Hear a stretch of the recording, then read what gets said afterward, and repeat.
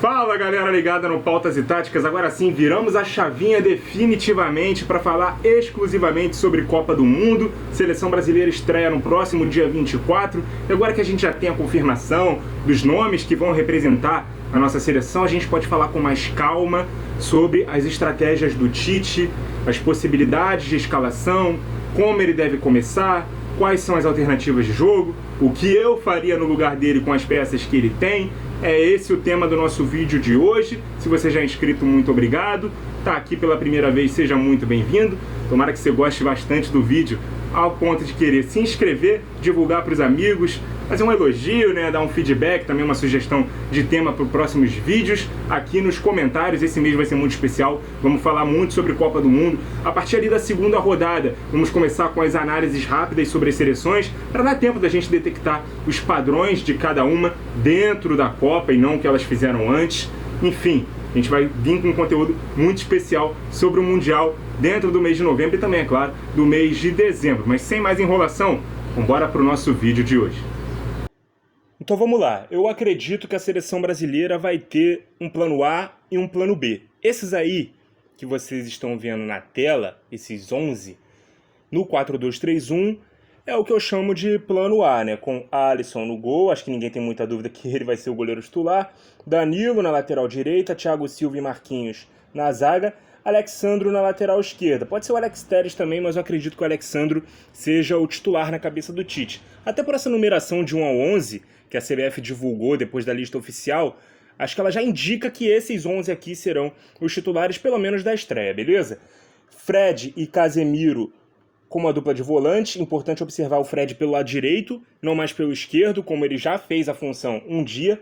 Rafinha na ponta direita, Neymar, o camisa 10, centralizado, meio atacante da linha de 3, e o Paquetá bem aberto pelo lado esquerdo, o Richarlison sendo o nosso centroavante. Esse aqui é o plano A, beleza? Então vamos começar a falar as variações. Todo mundo sabe que o Brasil pode jogar num 2-3-5 ou num 3-2-5.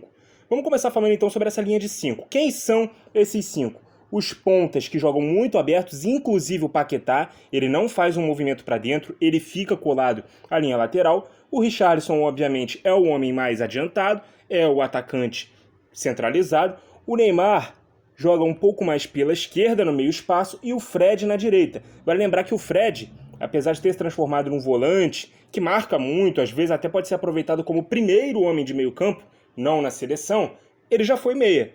Então ele é um segundo volante que é aproveitado aqui pelo lado direito, porque ele é um jogador canhoto, e por ocupar o meio espaço, ele é praticamente incentivado a sempre que entrar na área, finalizar, sempre usar o pé da finalização, o pé dominante dele, que é o pé esquerdo. Ele sempre vai estar em melhores condições de finalizar do que de passar. Então ele sendo esse infiltrador, esse box-to-box do time, ele vai ser o quinto elemento aqui dessa não linha de 5, mas desses 5 homens mais avançados. Você pode enxergar como uma linha de 4 e mais um jogador também, mas a gente lê o esquema como 2-3-5 ou 3-2-5. O que vai variar? É a quantidade de laterais que vai jogar aqui ao lado do Casemiro. Podem ser os dois ao mesmo tempo, com a dupla de zaga mais recuada, tendo superioridade numérica contra times que jogam com um atacante só. Aqui a gente dá um exemplo de uma coloração, né, parecida com o uniforme da Argentina. Ou se o adversário joga com 2 atacantes, prende-se um dos jogadores, prioritariamente o Danilo. E aí o Alex Sandro ou o Alex Telles, a gente repete, podem jogar aqui no meio campo. E aí a seleção brasileira tem essa superioridade com esses 3 homens no meio campo. Mas o lateral base pode ser o lateral que joga pela esquerda também. Nisso a gente viu o Alex Telles até ser mais testado do que o próprio Alex Sandro. Porém, o Alex Sandro também pode fazer essa função, porque tanto ele quanto o Danilo, lá no clube, lá na Juventus, eles também podem jogar como zagueiros. Mas a gente viu, de fato, o Alex Telles jogar mais nessa função de lateral base.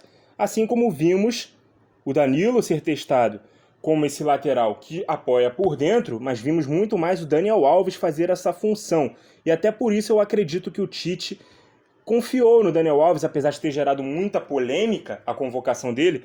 Eu acho que ela vem muito desse papel tático que ele pode fazer de ser um jogador que apoia por dentro também. Fora o fato de que, apesar dos pontas jogarem muito abertos, tanto o Rafinha quanto o Antony, eles são canhotos. E o Everton Ribeiro também, a gente vai chegar nele, eles são jogadores que têm esse estímulo, né, para o pé dominante, que é um pé trocado, eles são pontas invertidos. E aí o Daniel Alves tem mais capacidade, né, de poder fazer esse avanço. Apesar de não ser algo muito usual do Tite, pode ser útil, né, num jogo ou outro. Mas eu acredito que quando a ideia for usar o lateral base pela direita, ou seja, o Danilo, e numa eventualidade do Danilo não poder jogar, o reserva dele imediato não vai ser o Daniel Alves, vai ser exatamente o Militão.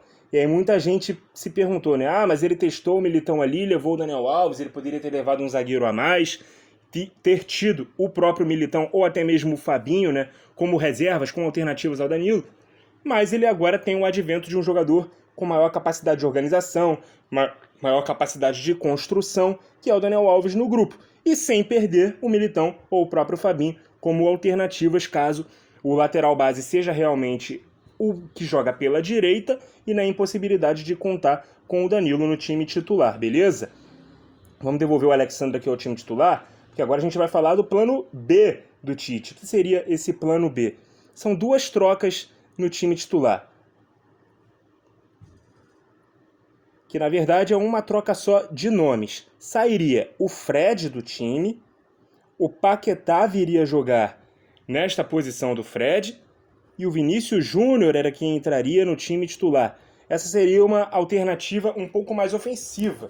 Na prática nada mudaria, né? Porque o Paquetá continuaria fazendo aquela função do Fred, mas deixaria o lado ofensivo, né, o lado esquerdo muito melhor, porque o Vinícius Júnior, ele é um jogador da posição, ele está em um altíssimo nível, ele está jogando muito, muito bem, e é praticamente impossível imaginar o time sem o Vinícius Júnior. Então eu acredito que ao longo da Copa esse plano B vai ser usado com alguma frequência, né? O Vinícius Júnior saindo da esquerda aqui, estimulando a finalização com o pé direito, 1 contra 1 dele também é muito bom. O Paquetá próximo do Neymar também é uma boa notícia, porque os dois dialogam muito entre si em campo, e aquelas duas variações clássicas continuariam acontecendo. De acordo com o adversário, poderia ser um 3-2-5 ou um 2-3-5, beleza? Bom, eu prefiro que o Bruno Guimarães jogue no lugar do Paquetá nessa posição por uma questão mais defensiva. Além do que, o Bruno Guimarães ele é destro.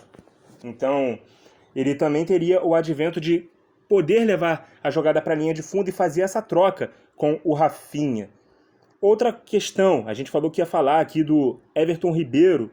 Eu não vejo uma situação possível de jogo em que o Everton Ribeiro entre no time titular. Fazer aquela função que ele faz no Flamengo, como esse segundo homem de meio campo, acho pouco provável. Ser o reserva imediato do Neymar, numa impossibilidade de ter o camisa 10 em campo, também acho pouquíssimo provável, beleza? Então em que situação o Everton Ribeiro entraria? Na ponta direita mesmo, o time perderia velocidade e não tem um ponta para fazer as ultrapassagens. Então eu não vejo como o Everton Ribeiro vai se encaixar, em que tipo de situação o Tite pretende utilizar o Everton Ribeiro. Ele chegou a ser utilizado na esquerda no Flamengo, mas também não foi a melhor posição para ele. Mas ele está no grupo. E aí a gente espera para ver como é que ele vai ser utilizado. Eu acho que na impossibilidade de contar com o Neymar no time titular, o Paquetá pode vir fazer a função dele, e aí o Vinícius Júnior entrar no time pelo lado esquerdo, assim mantendo, na verdade, a configuração, né, dos planos principais, ou então o Rodrigo pode jogar. Também acho pouco provável que o Rodrigo tenha preferência de entrar no time em relação ao Vinícius Júnior e o Paquetá seja mantido pelo lado esquerdo. Eu acho mais provável realmente que o Vinícius entre no lugar do Paquetá e o Vinícius entre no lugar do Neymar e o Paquetá venha fazer a função do Neymar na impossibilidade de contar com o nosso camisa 10. Mas o Rodrigo ele foi convocado para ser esse reserva do Neymar porque tem as mesmas características. O Tite já falou que pensa no Rodrigo mais como um jogador de flutuação por trás do que como um ponta. O Ancelotti lá no Real Madrid disse que a melhor posição para ele não é a de ponta, ele joga melhor como segundo atacante, meio atacante ou até mesmo como esse jogador mais adiantado, não um falso 9, mas esse 9 mais móvel caindo pelos dois lados, beleza? Se a gente for pensar na escalação principal da seleção, a gente vai ver quais são os reservas de cada jogador e a gente vai ver que tem uma organização que faz muito sentido nessa convocação do Tite. Vamos colocar aqui o time titular por inteiro. Eu acho que do meio para trás todo mundo já sabe quais são os principais reservas, os reservas imediatos. Aqui do gol a gente não precisa falar nada, né? Na lateral direita a gente sabe que o Daniel Alves é uma alternativa, né, àquele estilo de jogo padrão. Militão e Bremer para a zaga, Alex Telles na lateral esquerda, Bruno Guimarães aqui como alternativa ao Fred e o Fabinho como alternativa ao Casemiro. Vamos observar esses jogadores aqui do meio para frente. O Rafinha é um ponta de fato, assim como o Antony. O Paquetá, ele é um meia que joga aberto pelo lado esquerdo, assim como o Everton Ribeiro. Beleza? E ele também chamou 2 pontas de fato para o lado esquerdo, o Vinícius Júnior e o Martinelli. Então nas 2 pontas ele tem 2 jogadores mais velocistas e uma alternativa de um jogador que tem um pouco mais de construção por dentro.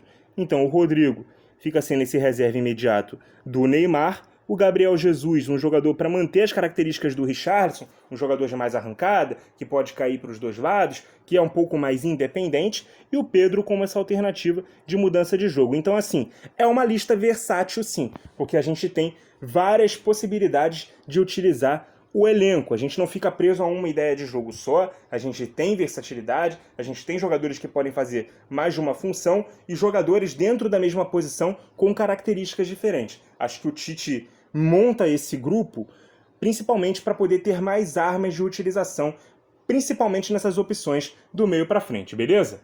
E falando um pouco de sistema defensivo, a gente sabe como é que a seleção vai se organizar defensivamente com 2 linhas de 4, Rafinha e Paquetá fechando aqui os lados do campo ao lado dos 2 volantes e o Neymar sobrando com o Richarlison, mas na frente vai se defender num 4-4-2, tanto em bloco baixo como em bloco médio e até mesmo em bloco alto, né? O Tite não se caracteriza por ser um time, por montar um time que executa uma pressão muito alta no campo de ataque, aquele tal do gegenpressing, mantendo a estrutura com 5 jogadores na frente. Então eu acredito que seja lá qual for a altura das linhas de pressão, a seleção brasileira vai se defender no 4-4-2 com 2 linhas de 4.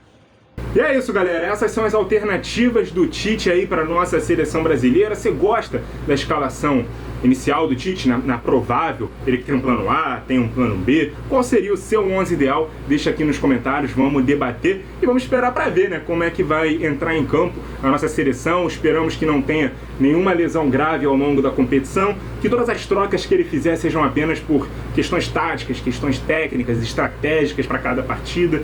É isso que a gente torce.